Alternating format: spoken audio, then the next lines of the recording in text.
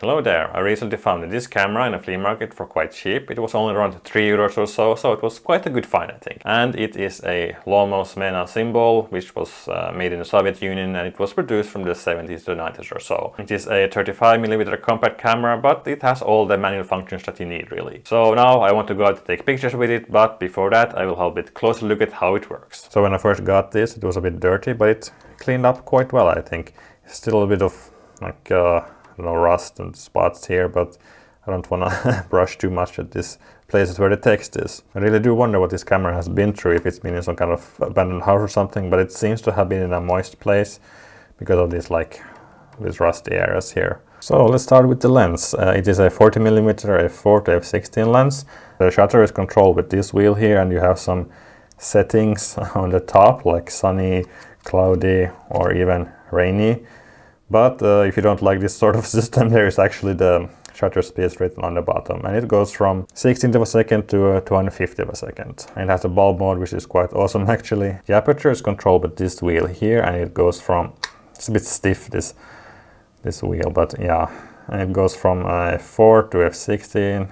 As I said, maybe it should need some lubrication, but on the other hand, it's not necessarily a bad thing. It's a bit stiff because I have on the Russian camera that has a very loose aperture ring, and you can change it very easily by mistake without knowing it. So yeah, actually this is a bit preferable, but a little bit less. Well, the ISO setting, well, there's an ISO reminder here because this camera has no light meter, so you can set your ISO here to not forget what film you're using. And the finder, well, it's just a framing window. There is no rangefinder or anything in this camera, so if you want to focus, well, you either need to bring a measuring tape or guess, or use these written numbers here. It goes from, well, 1 meter is the closest, goes to 10 meters before reaching the infinity. And to advance the film, well, you have this quite standard lever here, and the shutter is always a bit different. Actually, it's also a lever,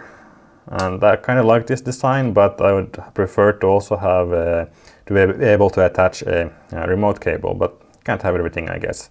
And also there is no like self-timer either on this camera, but yeah, it's quite a basic model in that sense.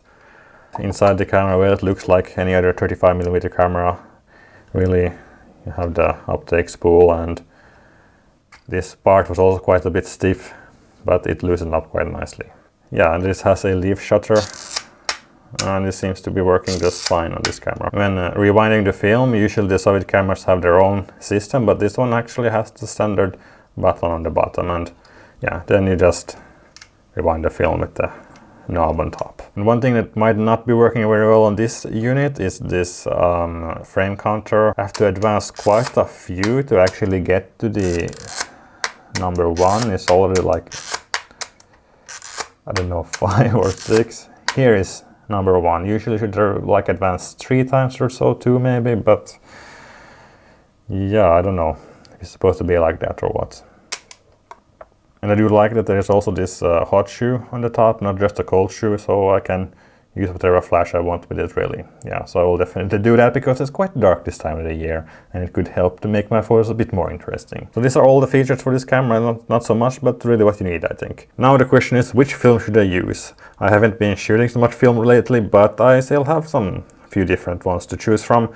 And as I might have mentioned, it's quite dark at the moment, so I don't think I will go for the ISO 100 ones, like this APX and T-Max 100. Have a few Tri-X still, so I think I will go with this.